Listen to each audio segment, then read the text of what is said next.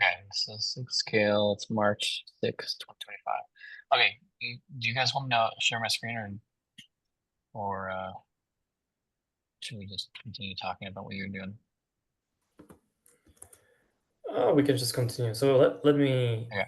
reiterate. The question was, let's discuss the hollow weird handler idea here, and we started with the a PR a while back, which was closed. I'm putting it in the chat again. And what I'm saying is that underlying problem of having something like as a hollow handler is that we are very tightly coupled with the file system and the kernel, and we are trying to modify the launcher pods, file system, or devices, or permissions, and such. So this basically doesn't allow you to simulate in anything, or at least anything in reasonable cost effective way, and that we want to basically integrate with CubeMark or Hollow Node, it's called. And CubeMark or Hollow Node is a kubelet which is running inside the cluster, but it's actually not running the containers. It just simulates what steps would be taken if they would be running. So, And Lubo, I've got a question. I'm trying to understand what you're saying. Is it that is what you're getting at is that this is fairly complicated. The integration with to pull this off requires a lot of integration at the low levels of the stack. That's what you're getting at here. it's requiring us to abstract the integration. And when we abstract it, then we are able to basically take the handler, put it inside pod, which is not privileged, will not have access to any other pods, and simulate what it would do if it would have those accesses, if it would be privileged, and if those pods would be there.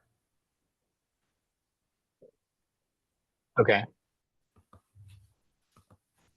Yeah. So this is what so what you're saying is this is what CubeMark is doing. Mm-hmm. Yep. Okay. And so So another question. So we have the um so which component is it's the because I'm forgetting it's the we have to run it's the handlers, right? That's the part we need to that's would be part. Yeah, that's the like what part the which what is expensive because every handler needs basically a dedicated node. On that node needs kubelet, and then it needs the physical pod launchers to be running there as well, which so takes this is you. yeah, sorry, go ahead. Yeah, we just he uses the memory and CPU cycles. So that's the part which is expensive. So this part this so like trying to picture this in my mind. It's so CubeMark has hollow nodes. It has on them hollow kubelets, and it's faking the scheduling of pods. But it's the part that's is that that's really interesting about it is that it's doing the kubelet operations, right? So we have to in Cube Kubernetes this is or in KubeVirt this is the equivalent of virt handler, hollow handlers, and hollow launchers, right?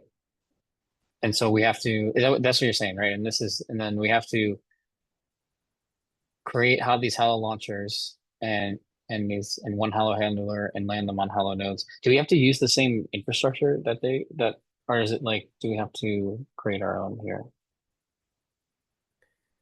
Like, is in Um, like a hollow node, like, what does that part mean to us? yeah. So basically, it's what we need from on the Kubernetes side is a node being registered on the Kube API. So when you are interacting with the API sees that see a new node, which would be virtual, And then the virtual node somehow needs to operate on the pods. What we need is just simple moving it from scheduling to scheduled, which is the basically scheduler job, which will be there, and then from scheduled to running, which would be a business of, for example, this hollow node, or you can actually use the Quark for this as well. Do we need to use the do we need to use like the cube mark? Like, do we have to use like, is like the project that we're talking about here, like, is it a built directly on top of cube mark, or is it like we have to have our own cube mark? So we either use the cube mark, which is already there, or we use the Okay. Quark, because both would work. Oh, I didn't realize clock would work for this. Yeah, Quark would work also for this as well. So maybe you can explain that. So that would mean um because we would still need like because we want to have, I think it's so how would clockwork go if we have like a sort of real vert handler and sort of real vert launchers? So we don't want to have real handlers or launchers. That's something we need to adjust. That's why I'm speaking about the hollow weird handler. So And I think I could envision. So Ryan, right now we have Quark moving a fake word launcher or VMI from scheduled to running state. We could easily configure Quark to not do that, but just provide the fake node functionality, and then have this hollow word handler that is running, that is a pod which is running on a uh, real node, but it's reconciling pods for this fake Quark node, right? Or VMIs for this fake Quark node, and that will move the VMI from scheduled to running state. So in that world, we would have all the API calls that word handler makes, but we would only be faking out the word handler functionality that it interacts with the node local resources.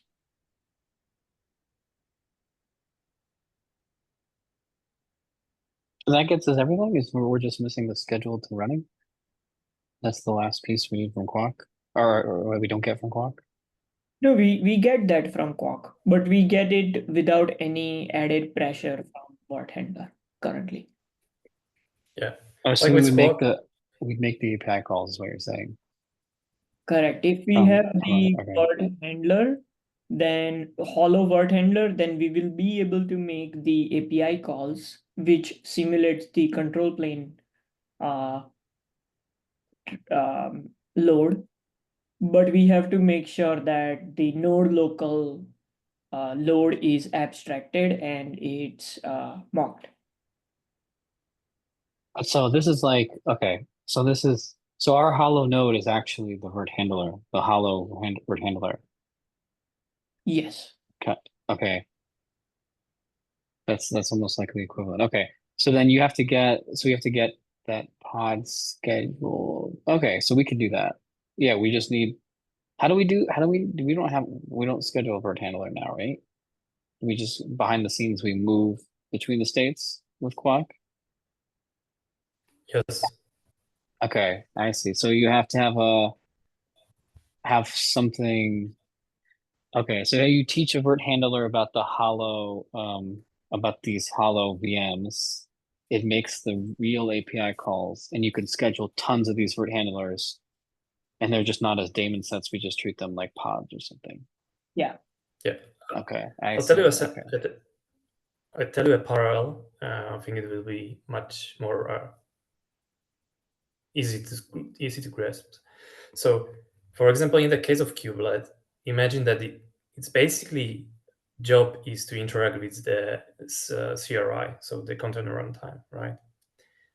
And if you would go to the Hollow Node implementation and look what they do, they basically have the interface for the CRI, right?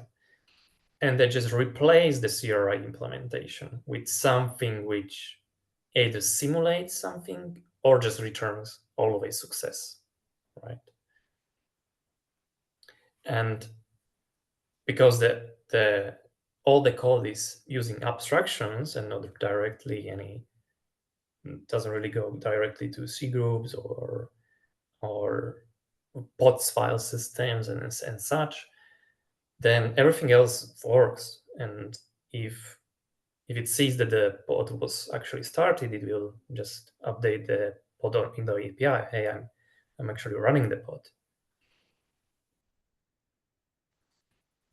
And Yeah, I the see. parallel, and the parallel here would be we want to have an abstraction over what we do on the pod side, right? And there we have additionally the gRPC service, and that's alone is already a kind of interface.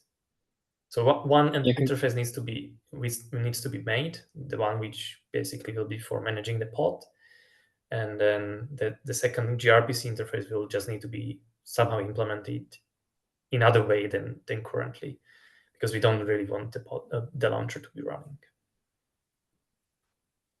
Okay, cool. All right, I think I understand. We don't have any launcher. There's no pressure on the API server from the launcher because it's all gRPC to the handler, right? Yeah, launcher is just a workload. It's basically yeah. So we don't even need isolated. Yeah. And from our infrastructure perspective, it really doesn't interact with the Kubernetes.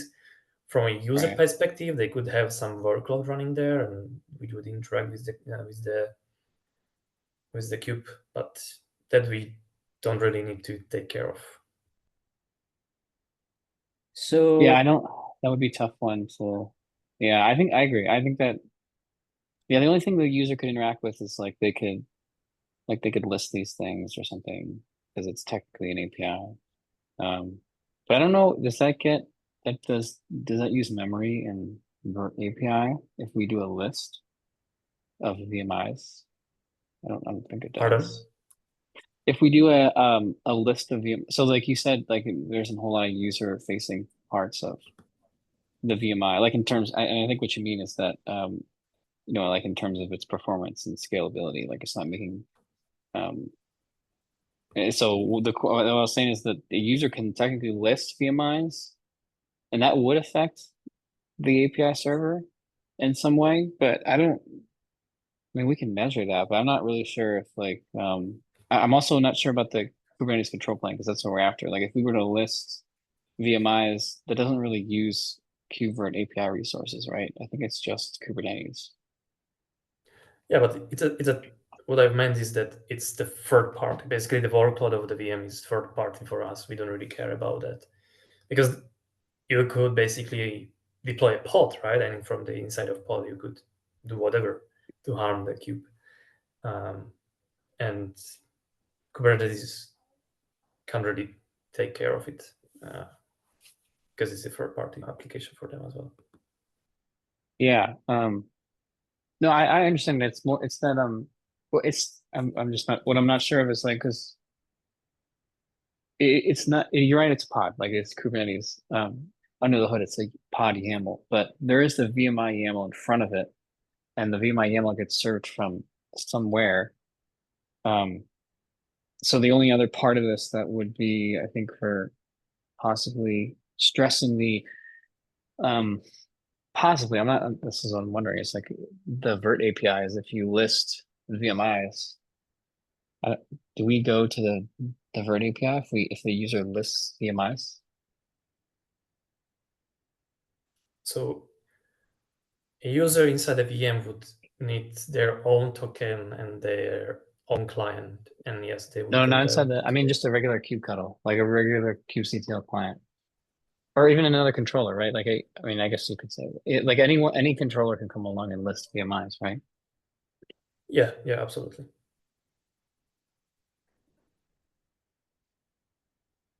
Okay, I mean, I guess we'll just start with baby steps. I mean, I think that is an alternative. Like we could measure that as well. Like that is another dimension to this, but um, we don't have to cover that here. I think the point is what you're getting at is that we could do this with Quark, which sounds great. That seems to be. And is that where you're leaning as towards the as an option? Because to me that sounds like a much simpler option.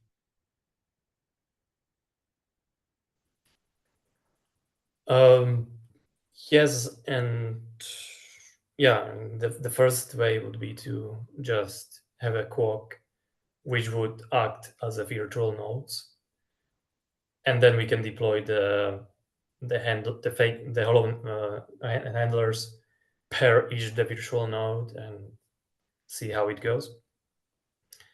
And I think with the cube mark, with the hollow nodes, we can possibly get closer to real world. Okay. But yeah.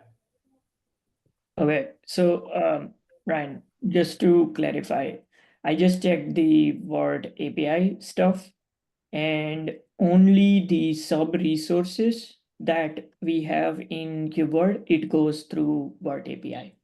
So if you were to list VMI, it would directly go to API server and not Word API parts.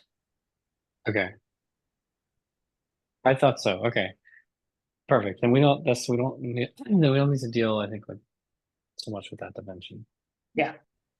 Yeah. So I think this Quark, using Quark and then hollow word handler would potentially give us the missing pieces in terms of coverage that we have right now on perf scale side.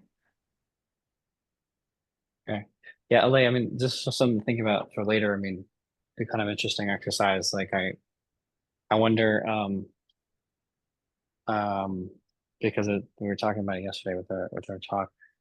I feel like you could come up with a tool of that measures list requests for a resource like any CRD and its memory footprint in the API server.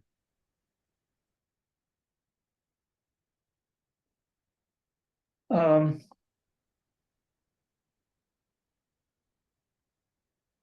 so I think we could definitely do that. I'm not sure if it would be the right investment currently.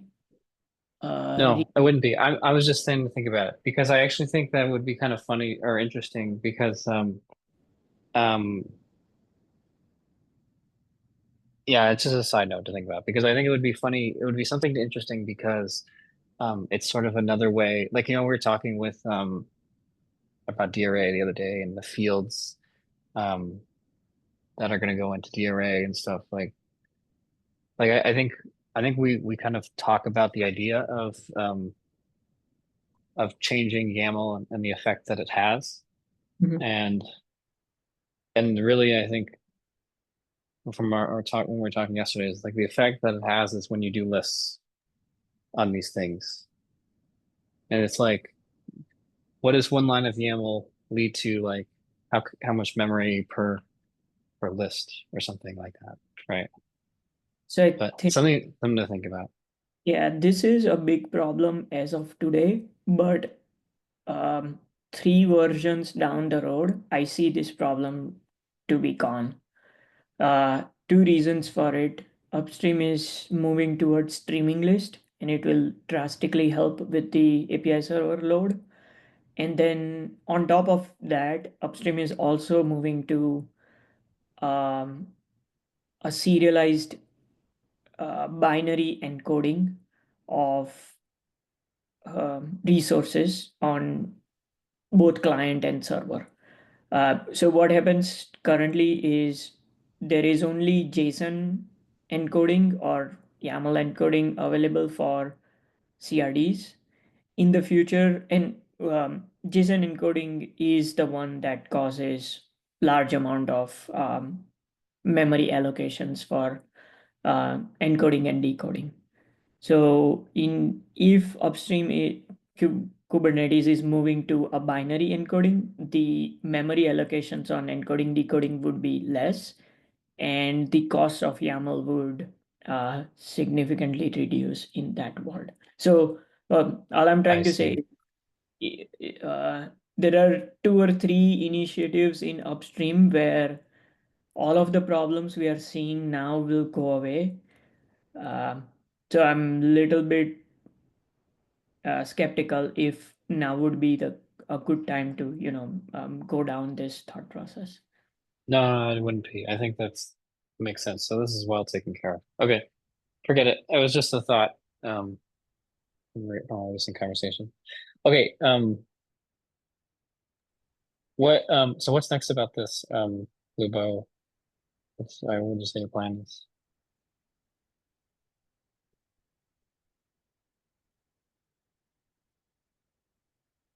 Do we lose Lubo?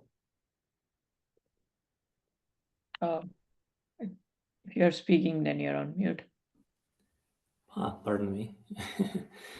So I shared with you a document where I'm describing each component and what it does and what's the current blocker for running the hollow with the handler. I mean, the majority or the hardest parts are handling of the client or the pod in a sense that we need to somehow abstract creation of the client and then at the same time handling of the client. Second part would be domain informer,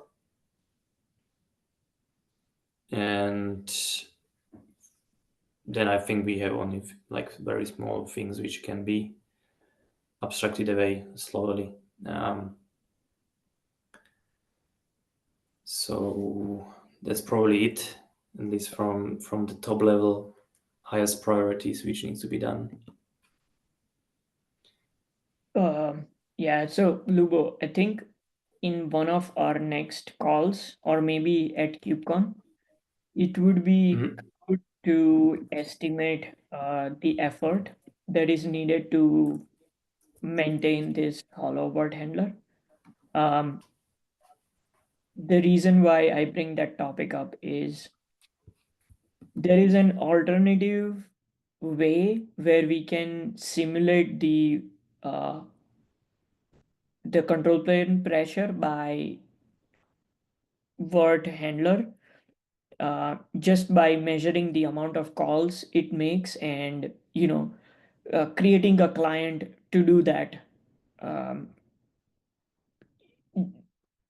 separately on the side, right? So I am just wondering if that would be an easier solution to maintain long term than having to maintain all of this abstraction. So just as a coming exercise. Yeah, I mean the probably the biggest advantage of doing the hollow weird handler is that you will spot bugs inside it very quickly, and you actually exercise the production code. The parts which you will still miss is how the launcher actually behaves and how it influences the handler. Yeah, I think you'll only simulate the real code which mocks out those abstractions, right? So it's not 100% real, but we can have this conversation in a follow-up call as to what exactly are we trying to get out of this effort. Yeah, and for having something usable, or like if you would ask how to bring it more into real scenario, would be to basically screw the simulation of the launcher based on real metrics. So we would need to have, gain some visibility into how the launcher actually behaves, how much events it is sending through domain informer, or what's the average response on the command server for sync VMR, for migration and such. And I just realized one more advantage against the current solution and what you are proposing is that you can actually simulate migration between two handlers, which is also something which we see there might be problems when you actually are trying. For example, when we do upgrades on our side, we will eventually update every VMI. So that means every VMI will need to migrate. And we tend to create thousands of migrations. And there is a current problem where these migrations might actually converge into a state where they are not longer processed. And I think the only temporary solution, is to restart basically the cluster components, right? I'm adding one PR, which basically is trying to tackle this problem. So at least we see that if you would be able to simulate those large number of migrations in the cluster, we could have a really good benefit of catching these kind of bugs. Yeah, makes sense.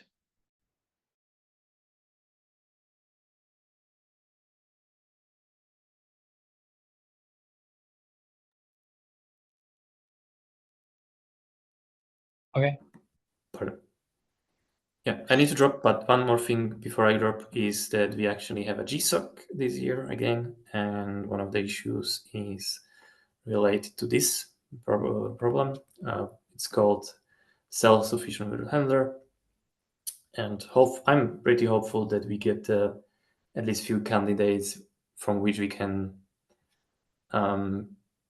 pick one that could work on this full-time next 3 months under my mentorship, and hopefully we can get something done by the end of the program.